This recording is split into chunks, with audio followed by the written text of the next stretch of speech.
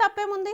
తాగుడు, ఊగుడు, వాగుడు ఈ మూడు మంచి కిక్కిచ్చే అంశాలే అనే మందుబాబుల సంఖ్య ఇకపై తగ్గిపోవడం ఖాయం. నవతరం జన్జెట్ జమానాలో మందుకు ప్రాధాన్యత తగ్గుతోంది. మందా వద్దే వద్దు అనుకునే యువత సంఖ్య క్రమంగా పెరుగుతోంది. ప్రపంచవ్యాప్తంగా ముఖ్యంగా పట్టణ యువతలో కొత్త జీవన శైలి చర్చకొస్తోంది. మద్యం పూర్తిగా మానేయాలి అనే కాదు, కానీ తాగకుండా జీవితం ఎలా ఉంటుందో ఒకసారి చూసేద్దాం అనే ఆసక్తి. దీన్నే జెన్జెట్ సోబర్ క్యూరియాసిటీ అంటున్నారు.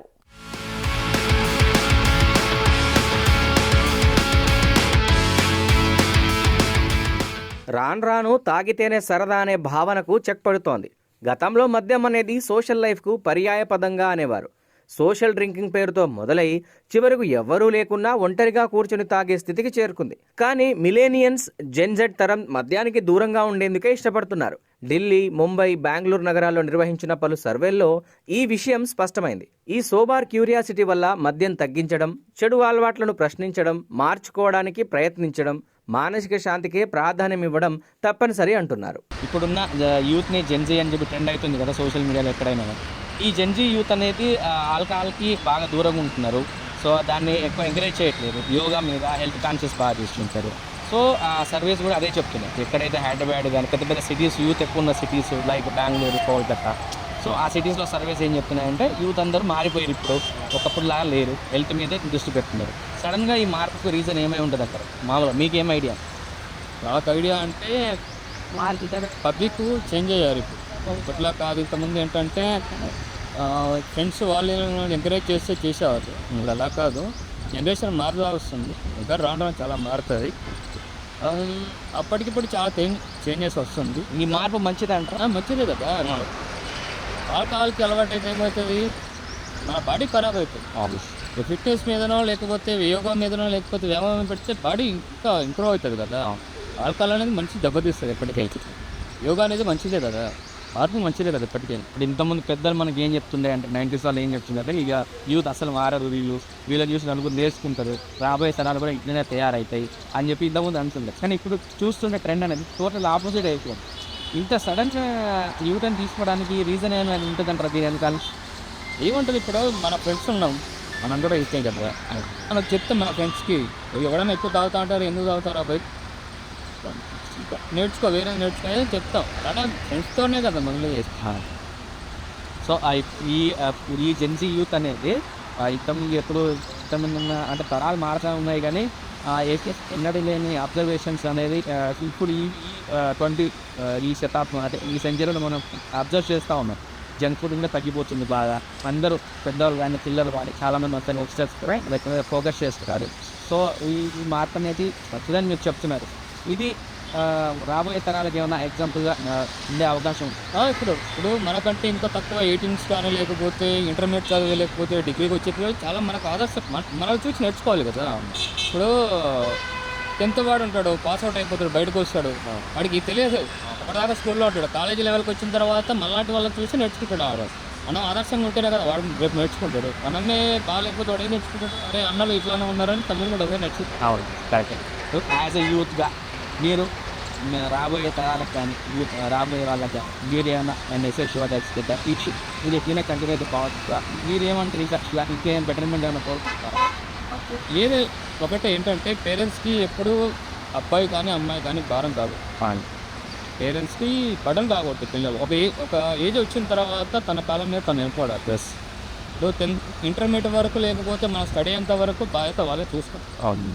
చదివిపీయడం కానీ లేకపోతే స్కూల్ ఫీజులు కానీ లేకపోతే కాలేజ్ ఫీజులు కానీ అయిపోయిన తర్వాత జాబ్ వచ్చిన తర్వాత కూడా మనం వాళ్ళ మన వల్ల వాళ్ళు ఖరాబ్ కాకూడదు. అంటే తాగి లేకపోతే ఇంకోటి చేయాలని చేయకూడదు. ఇప్పుడున్న యూత్, జెన్జీ యూత్ వీళ్ళు ఏం చేస్తున్నారు అంటే ఆల్కహాల్ని బాగా దూరం పెట్టేస్తున్నారు. ట్రెండ్ అనేది మారిపోతూ వస్తుంది. ఒకప్పుడు పెద్దలు ఏం చెప్పేది, అసలు యూత్ మొత్తం చెడు అలవాట్లకు బానిస అయిపోయారు, వీళ్ళని చూసి వచ్చే తరాలు కూడా అట్లనే ఆగమవుతాయి అని చెప్పి అనేది. కానీ ఇప్పుడు సిచ్యువేషన్ చూస్తే మారిపోయింది. మీరు చూడండి, మీరు గమనిస్తూ ఉంటే సోషల్ మీడియాలో ఫాలో అవుతూ ఉంటారు కాబట్టి యూత్ అనేది బాగా హెల్త్ మీద కాన్సన్ట్రేట్ చేసి యోగా చేయడం, జిమ్కి వెళ్ళడం, మంచి డైట్ ఫుడ్ తీసుకుంటున్నారు. సో ఇట్లా ఈ సడన్ మార్పుకు రీజన్ ఏముంటుంది అంటారు? ఇంతకుముందు ఉన్న యూత్ మారకపోవడానికి ఇప్పుడు మారడానికి రీజన్ ఏమవుతుంది? కానీ కారణం ఏంటంటే అంతకుముందు ఐటీఎస్ వచ్చేవాళ్ళు. కాబట్టి 50 క్రాస్ కాకముందుకే ప్రతి ఒక్కరికి ఏదో ఒక ప్రాబ్లం ఇష్యూస్ ఇంట్లో. కొంతమంది తల్లిదండ్రులు లేని పిల్లలు, తండ్రి లేని పిల్లలు ఆ బాధను కొంతమంది చూసి ఫేస్ చేయలేక వాళ్ళు ఎట్లా లేరు అన్న ఫీలింగ్ కలిగించుకుంటే ఆల్కహాల్ తీసుకోవడం వల్ల వీళ్ళకి తల్లికి దూరం అయ్యారు అన్న ఫీలింగ్స్ వల్ల దీన్ని పక్కకు పెడితే బాగుంది అనే ఉద్దేశంతో ఆల్కహాల్ తగ్గించుకుంటున్నారు. పోతే హెల్త్ ఇష్యూస్ ఎక్కువ ఉన్నాయి. అంటే ఇంతకుముందు మారని యూత్ మనం ఇప్పుడు 90s తీసుకున్నా కూడా అప్పుడు యూత్ కూడా అసలు మారలేదు, బాగా డ్రగ్స్ అలవాటు అవ్వడం మనం చూస్తున్నాం. ఇప్పుడు ట్రెండ్ మారుతా ఉందని టెక్నాలజీ కూడా డెవలప్ అయిపోయింది. గవర్నమెంట్స్ కూడా దానికి అవేర్నెస్ క్రియేట్ చేస్తున్నాయి, డ్రగ్స్ తీసుకోవద్దని చెప్పి, ఆల్కహాల్ తీసుకోవద్దని చెప్పి యాక్సిడెంట్లు అవ్వడం. ఇవి కనుక మార్పులకు ఇవే రీజన్ అయి ఉంటుంది అంటే భయం అనేది ఏర్పడింది యూత్కి, మనం ఎక్కువ కాలం బతకమని చెప్పి. దానివల్ల ఇట్లా ఏమైనా యూటర్న్ తీసుకునే ఛాన్సెస్ ఉన్నాయంటారు? అదొకటి. మళ్ళీ ప్రతి ఒక్కరికి ఇప్పుడు మనీ, ఎందుకంటే పైసలు లేక తాగారు, కానీ పైసలు ఉండి కూడా తాగకపోవడం కారణం ఏంటి అంటే హెల్త్. ఫస్ట్ ఆఫ్ ఆల్ మన హెల్త్, మన ఫ్యామిలీ అని ఎక్కువ ఆలోచించి థింక్ ఎక్కువ చేస్తారు. నా పిల్లలు, నా ఫ్యామిలీ అనే థింక్ స్టార్ట్ చేయొచ్చు వాళ్ళు. ఈ మార్పు అనేది మంచిదే, చాలా మంచి, చాలా మంచి. ఇప్పుడున్న యూత్ ఈ మార్పు తేవడం వల్ల రాబోయే తరాలు కూడా ఇది ఒక ఎగ్జాంపుల్గా నిలిచే ఛాన్సెస్ ఉంటాయి కదా. ఖచ్చితంగా. అది ఎంతవరకు మీరు దాన్ని సమర్థిస్తారు? నేను సమరించడానికి ఏం లేదు, కానీ తగ్గించుకోవడమే మంచిది. అయితే ఫ్యామిలీ పరంగా చూసినా లేకుంటే మనం చూసి ఇంకొకరు నేర్చుకోవాలి. అది ఇప్పుడున్న యూత్కి మీరే ఇచ్చే సందేశం ఏంటి అంటే, ఇప్పుడు ఆల్రెడీ చేంజ్ అవుతా ఉంది, ఇంకా మీరేమన్నా బెటర్మెంట్ కోరుకుంటున్నారా? ఇప్పుడున్న యూత్కి ఇలా చేస్తే బాగుంటుందని ఏమన్నా ఐడియాస్ మీకు? ఐడియా ఇలాంటి పనులు చేయొద్దు, ఇలాంటి పనులు చేస్తే ఇంకా బాగుంటుందని ఏమన్నా? ఆల్కహాల్ ఇంకా తగ్గించుకుంటే ఇంకా బాగుంటుంది ఇప్పటికి. ఎందుకంటే మనం చూస్తే హెవీ డ్రైవ్, ఇంకా యాక్సిడెంట్ల వల్ల అమాయకులు చనిపోతారు. ఒకళ్ళు డ్రింక్ చేసి డ్రైవ్ చేస్తే ఎట్లాంటి డ్రింక్ చేయని వాళ్ళు కూడా యాక్సిడెంట్ వల్ల చనిపోతుంది. కాబట్టి మనం డ్రింక్ చేయడం తగ్గించుకొని ఒకవేళ డ్రింక్ చేయాలనుకున్న నార్మల్గా ఇంట్లోనే, అది నార్మల్గా, అది కూడా చేయకుండా ఇంకా మంచిది.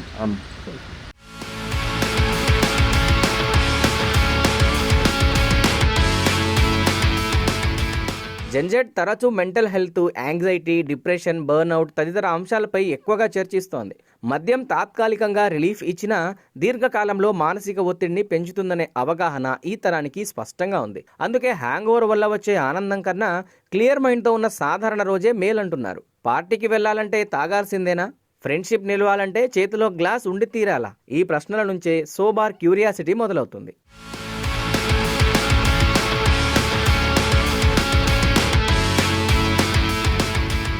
Gym, yoga, running, mindfulness Gen Z జీవితంలో ఇవే కీలక భాగాలు. ఈ లక్ష్యాలను మద్యం అడ్డుకుంటుందని తెలుసుకుంటున్నారు. తాగితే రేపు వర్కౌట్కు డుమ్మా కొట్టాల్సి వస్తుందని, పనిలో, జీవితంలో ఫోకస్ తగ్గుతుందనే మందు వద్దంటున్నారు. మందు జోలికి పోని సోబార్ క్యూరియాసిటీతో పాటు నేటి యువత బర్న్అవుట్ను సమర్థించే హాస్టల్ కల్చర్ను కూడా తిరస్కరిస్తోంది.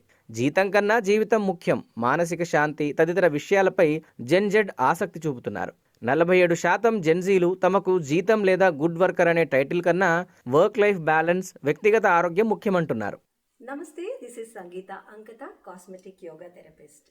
Gen Z, why they are avoiding alcoholism? So మనకి లాస్ట్ ఇయర్ సర్వేలో తేలింది ఏంటంటే జెన్జీ ఆల్కహాల్ని అవాయిడ్ చేస్తున్నారు అన్న విషయం మనకు తెలిసింది. సో కారణాలు ఏంటి అని చూసినట్లయితే అవేర్నెస్ అండి. సో జెన్జీలో చాలా అవేర్నెస్ అనేది పెరిగింది. అంటే ఎక్కడ వాళ్ళ ఎనర్జీని పెట్టాలి, ఎక్కడ పెట్టకూడదు అనే క్లారిటీ వాళ్ళలో వచ్చింది అనే చెప్పుకోవాలి.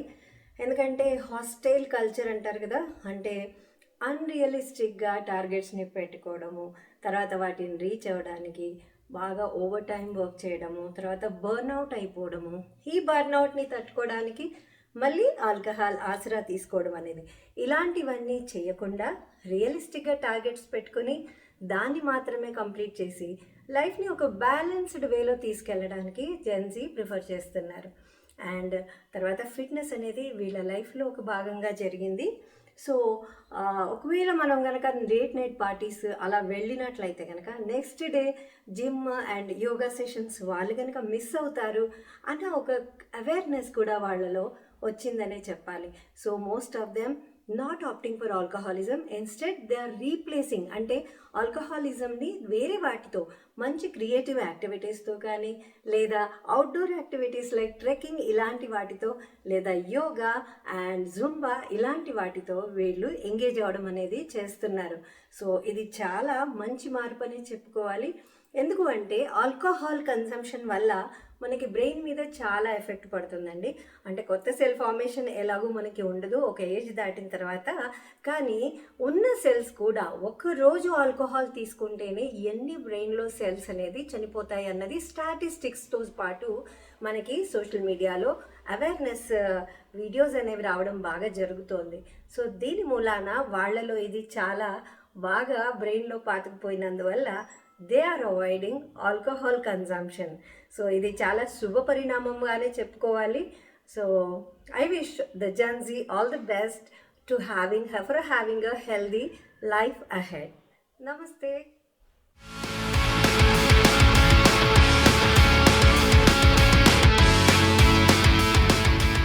జెన్జీ తరం తమకు నచ్చని సాంప్రదాయ వ్యవస్థను, ఆచారాలను ప్రశ్నిస్తూ నచ్చిన దారిలోనే నడిచేందుకు సిద్ధపడుతున్నాయి. పాత తరం వారికి ఇది మింగుడు పడడం లేదు. అందుకే వారికి కాస్త ఇబ్బంది కలగడంతో పాటు భయమేస్తోంది కూడా.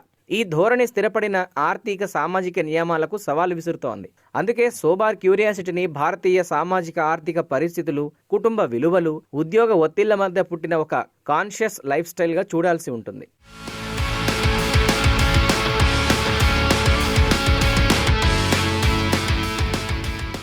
భారతదేశంలో మద్యం విషయంలో రెండు విభిన్న పార్శ్వాలున్నాయి.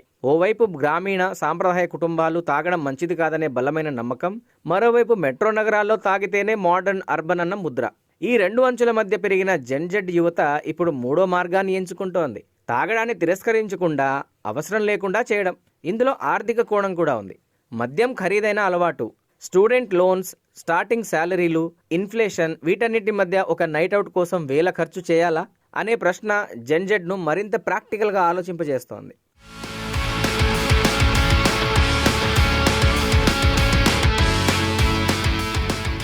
మద్యం కారణంగా జరిగిన సంఘర్షణలు, ఆర్థిక సమస్యలు, ఆరోగ్య సమస్యల వల్ల చితికిపోతున్న కుటుంబాలను దగ్గరగానో, ఆ కుటుంబ సభ్యులుగానో చాలామంది ప్రత్యక్షంగా చూశారు. తండ్రి తాగుడు వల్ల ఇల్లు గుల్లైంది, ఆదాయం కరిగిపోయింది. ఇలాంటి అనుభవాలు జెన్జెడ్లో ఒక అంతర్గత అప్రమత్తతను పెంచాయి. అది మన జీవితంలో రిపీట్ కాకూడదనే ఆలోచనతో తాగడాన్ని ప్రశ్నిస్తున్నారు. మద్యం స్ట్రెస్ బస్టర్ కంటే స్ట్రెస్ యాడర్ అని తెలుసుకుంటున్నారు. డిప్రెషన్, యాంగ్జైటీపై ఇప్పుడు భారతీయ యువత ఓపెన్గా మాట్లాడుతోంది.